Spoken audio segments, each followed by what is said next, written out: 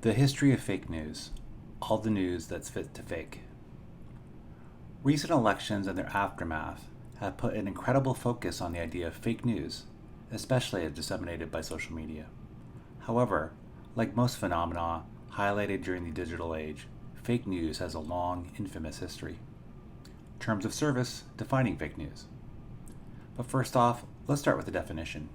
Quote, in its purest form, fake news is completely made up and manipulated to resemble credible journalism and attract maximum attention and, with it, advertising revenue. End quote. Hunt, 2016. From this, it is clear that fake news assumes a deception.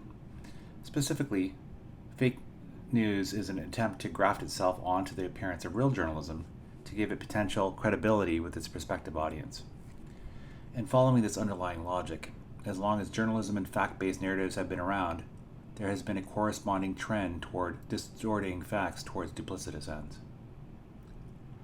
As described by Chang Yan, 2016, an initial shift in the news business really was the genesis for the idea of fake news. Quote, this changed in 1833 when Benjamin Day launched the New York Sun and introduced a whole new business model.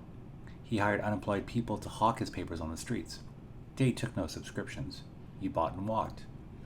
To reach the general public, the paper's focus shifted from opinionated commentaries to gossip and news. Stories needed to be sensational, vicious, and eye-catching. End quote. Chang Yan, 2016. Sound familiar? The Great Moon Hoax.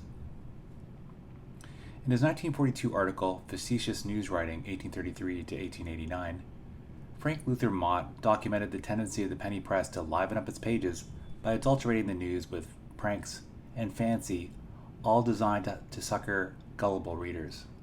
Newspapers indulged themselves with massive hoaxes, such as a 6-part series in the New York Sun of 1835 about the discovery of life on the moon. In 1844, the Sun published a hoax about a transatlantic balloon voyage. Schaefer, 2016. From above, our long and fabled fake news history has evolved, maybe more accurately, devolved, into contemporary fakes. For example, Schaefer 2016 details the following examples.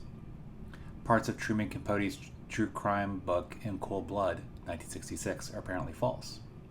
Nick Cohn made up the primary figure in a New York Magazine article that eventually became the basis for the movie Saturday Night Fever, 1976.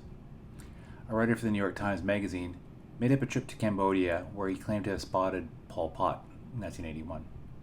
The esteemed author David Foster Wallace made up details for Rolling Stone coverage of the John McCain for President campaign, 2000.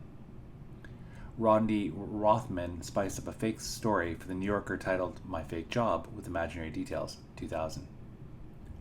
From this, fake news has been with us for a long time, and it also looks as though it will continue to be with us for an even longer period. Hopefully we can persevere and eventually find a solution. Unfortunately, authors like Laser and colleagues, 2018, do not think we are well equipped to deal with viral fake news versus a solution of fact-checking, which, counterintuitively, appears to exacerbate the underlying problem. From Laser, 2018, when fake news is fact-checked and misinformation corrected, this repetition of the original lie can unfortunately reinforce the original factual error. As a result, for those who want to foster a fact-based information ecosystem, we are in a bit of a pickle. In short, how do we address the rampant problem of fake news during the social media age?